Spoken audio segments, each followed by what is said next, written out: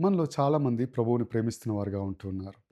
కానీ మనము ఆయన సేవ చేయవలసిన సమయంలో మనము అశ్రద్ధ చేస్తూ, నిదానిస్తూ ఉన్నాం. ప్రభువు మనల్ని రక్షించారు. మనల్ని పిలిచారు. మనల్ని అభిషేకించారు.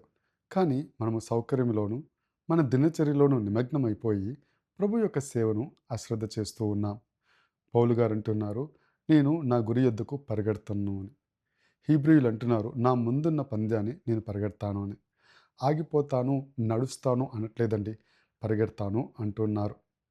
మన జీవితంలోని సౌకర్యము, మనలో ఉన్న భయము, ప్రభువు సేవ చేయడంలో మనల్ని నిదానించకూడదు. మనము గంటల కొద్దీ మొబైల్ స్క్రోలింగ్ చేస్తూ, నిమిషాలు మాత్రమే ప్రార్థన చేస్తున్నాం.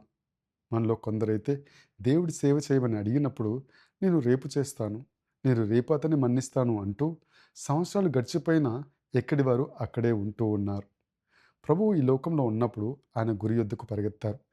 ఆయన శిలువ యొద్దకు పరిగెత్తారు. ఆయన ప్రాణాన్ని మన కొరకు అర్పించి ఉన్నారు. ఆయన ఏ ఉద్దేశం కోసమైతే ఈ భూమిపైకి వచ్చారో అది ముగించారు. అయితే ఈరోజు మీరు మీ బాధ్యతలను, మీ బరువులను పక్కన పెట్టండి. పక్కన వారితో పోల్చుకోవడాన్ని ఆపండి. మీరు ప్రభువు యొద్దకు పరిగెత్తడం మొదలుపెట్టండి. విశ్వాసంతో ఆయన వైపు చూస్తూ మీరు పరిగెత్తండి. ఎందుకంటే కోత విస్తారంగా ఉంది. కోయువారు కొందరే ఉన్నారు. మరి ఆ కొందరు కూడా నిదానిస్తే ప్రభు రాజ్య విస్తరణలో ఇంకా ఆలస్యం అవుతూ ఉంది. కాబట్టి మీరు పరిగెత్తాలి. విశ్వాసంతో పరిగెత్తాలి.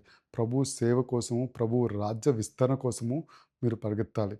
ఎందుకంటే మీరు పరిగెడుతుంది మహిమ వైపు. కాబట్టి ఈ రోజు నుంచి ఇంకెప్పుడు సగం వేగంతో పరిగెత్తను, పూర్తి వేగంతో పరిగెడతానని ప్రభువు యందు మీరు ప్రార్థన చేయండి. ప్రభువు మీకు తోడుగా ఉండును గాక. ఆమేన్.